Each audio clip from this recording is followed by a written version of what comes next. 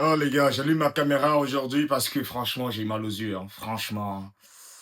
Je suis pas obligé de faire la vidéo, mais bon, tant que la saison est blanche pour eux, les gars, à chaque match, on va essayer de, si on a le temps, de faire un petit débriefing ici. Mais franchement, déjà, j'aimerais applaudir Alaves qui a fait un match sérieux. Ils n'ont pas eu peur. Ils n'ont pas eu peur. Tout simplement, ils ont manqué d'efficacité parce qu'il manque d'efficacité, il manque un peu de chance. Ils touchent le poteau 2 fois. Ils ont un penalty qui doit être donné sur une faute de Rudiger qui n'est pas donné. Et les gars, ils réussissent à mettre quand même le but du 2-1 à la fin. Mais si ce but-là, il rentre 10 minutes plus tôt, je vous jure qu'il y a un match nul et peut-être que la Liga est pliée, mais à 100%. Là, on est sûr que la Liga est pliée à 98%. Et on aime ça parce que le Classico va décider du vainqueur. Juste avant le match du Barça, Celta Vigo, demain, au moment où je tourne la vidéo, on sait que le Barça, voilà, on s'est régalé. Le football qui va être de retour. On a vu les entraînements. Mais franchement, les gars, revenons un petit peu sur ce match du Real, hein. Franchement, waouh, waouh, waouh. Je suis vraiment déçu parce que je pense qu'à la première ou deuxième minute de jeu, il y a une occasion incroyable d'Alaves et l'attaquant, je ne sais pas il est où. En fait, il est au Santiago Bernabéu. Lui, en fait, il a oublié qu'il joue au football et qu'il s'est tiré dans un ballon. Tu te retrouves comme ça face au but dans cette position-là et toi tu rates. Toi tu rates. C'est incroyable. Parce que s'il met ce but-là sur 1-0 là, le match il finit pas pareil. D'ailleurs, Alaves, laissez-moi regarder c'est quoi le. Je vais regarder leur position. Franchement, ils sont 17e. Donc, ils perdent là. Ils sont à un point de la relégation qui est Elche avec un match en plus. Donc, Elche, s'ils gagnent leur prochain match, ils rentrent dans la zone de relégation. À la baisse, franchement, c'est dommage. Franchement, c'est dommage. C'est des équipes compliquées qui viennent poser des problèmes. Au Barça, poser le bus. Contre le Real, ils essayent de jouer un petit peu. Ils n'arrivent pas parce que devant, c'est quand même incroyable. C'est incroyable. Je vous dis, les stats. Les stats, Alaves a tiré 19 fois au but. 19 fois au but.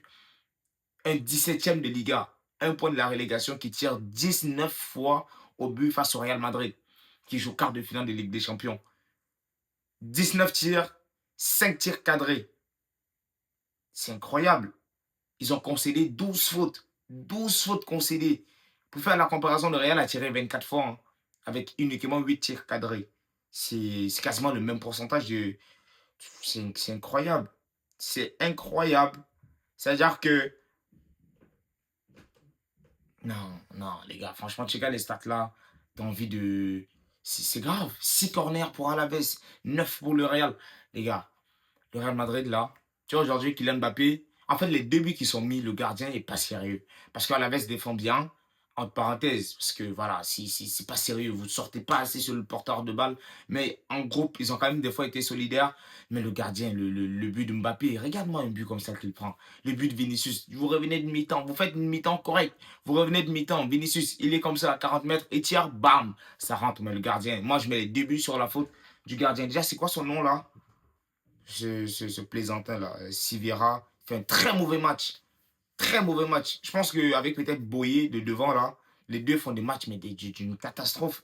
C'est incroyable. Avec peut-être, ouais, Goridi, je sais même pas c'est qui ce boy-là. Mais terrible. Par contre, tu vois, le Blanco Condé, quel joueur intéressant de terrain, serein, rejette pas beaucoup. Défenseur Tenaglia, lui, j'espère qu'il va bouger. J'espère qu'il va quitter ce club-là. Il mérite un club un peu plus haut, peut-être aller dans un truc. Tenaglia, bon défenseur. On se rappelle, hein, à l'époque, à Valence, la Mosquera, qui avait été correct contre le Barça, le Real, il était pas mal avec Valence, là, même s'il se prenait des buts de ouf. Voilà, Arsenal a vu le potentiel. Arsenal l'a pris Mosquera aujourd'hui. Il fait partie de la rotation d'Arsenal en défense centrale. Mais quand même, les gars, Tenaglia, il est chaud. Mais le gardien, là, Sivera, match catastrophique. Catastrophique.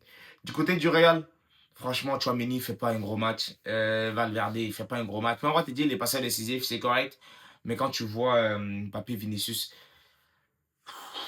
c'est compliqué, hein. C'est compliqué. Deux joueurs, intrinsèquement, tu te dis, ça peut marcher, mais ça marche pas. Ça marche pas. Mbappé qui sort à la fin du match, il est frustré parce que Vinicius, il y a des actions où Vinicius avait la possibilité de faire une passe pour que Mbappé enchaîne avec le pied comme ça. Bah, ça rentre. Mais Vinicius qui tire, c'est contré. Mbappé, tu vois clairement comment il se tourne. C'est-à-dire qu'il chiale en se tournant. Waouh! Ah, les gars, waouh, c'est chaud. C'est chaud. Il y a une autre action. C'est parce que je ne peux pas vous mettre les images, les gars. Je ne vais pas faire de montage vidéo pour ces tocards là. Il y a une autre image, franchement, allez-y, regardez sur mon YouTube Short. J'ai fait la petite vidéo avec les images, vous regardez sur TikTok ou Instagram. Les liens sont dans la bio en tout cas. Il y a une image, Mbappé, il est quasiment à 50 mètres. Il est entouré par 4 joueurs du Real. Devant lui, il y a le bloc là d'Alaves. Il décide de tirer. Il décide de tirer. C'est ça le gros problème en fait, c'est que lui, il ne reçoit pas la balle. Il va chialer. Lui, tu sais qu'il va mettre ses 15 pénaltys dans la saison. Lui, en fait, collectivement, il va pas être impliqué. Là, contre Alaves, il fait des courses. Lui, quand tu as besoin de lui contre le Bayern, Manchester, Liverpool, Atlético, c'est compliqué, c'est dur. Mais là, contre Alaves, Getafe, Osasuna, ouais, là, Mbappé va mettre son doublé, son truc. Mais malheureusement, comme on dit, il y a quelqu'un qui est beaucoup devant lui. Je pense qu'Harry Kane est à quasiment 7 ou 8 buts de plus que lui. Je pense que lui cherche le soulier d'or. Il sait clairement que là, la saison avec les clubs, c'est compliqué. Avec la France, ils sont dans les favoris. Ils ont des très bons joueurs, des Olysée, Cherki. Ils ont un groupe solide avec des bons défenseurs, de bons latéraux, le Ballon d'Or, Dembélé lui-même. Donc, il sait que voilà, si au moins il prend le soulier d'or en termes de club, il met le plus de buts. Et voilà, avec la Coupe du Monde, il fait peut-être finale ou peut-être demi-finale de Coupe du Monde. Il sait que voilà, ça peut jouer dans les trucs Ballon d'Or. Si peut-être une nation qui est autre que l'Espagne qui prend la Coupe du Monde, il peut être dans les débats, quoi, tu vois. Donc, tu vois qu'il y a beaucoup d'individualisme. Beaucoup d'individualisme. La défense du Real. Ah, Eder Militao, Hussein Militao, c'est dommage. Franchement, bon, c'est un défenseur qui est. C'est quand même l'un des meilleurs défenseurs du Real. Mais lui aussi, je sais pas. Soit il ne se fait pas suggérer avec l'expérience, soit il est trop malchanceux. Parce que tu reviens de blessure comme ça. Alors, il y a des efforts que tu n'as pas besoin de faire. Tu mènes 1-0, c'est à la baisse. Il fait des efforts de course.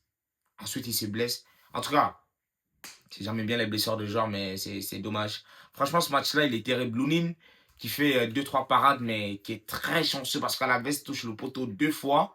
Il y a un penalty. Rudiger, lui, il rentre à la mi-temps. Il fait le tocard, là. Lui, il est dangereux.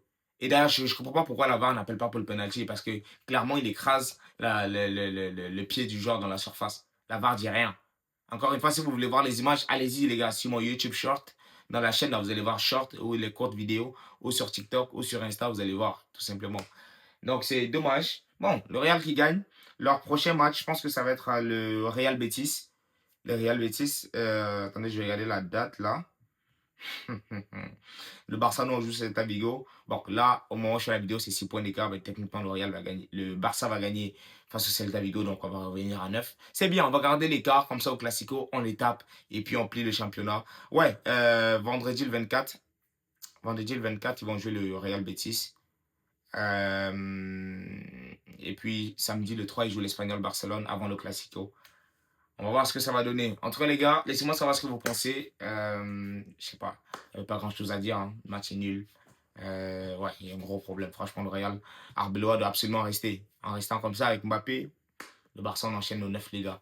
Prenez bien soin de vous, les frérots. On se retrouve demain pour le débrief du Barça en espérant la victoire et les 9 points d'avance. Prenez bien soin de vous, les frérots, et surtout, ciao, ciao.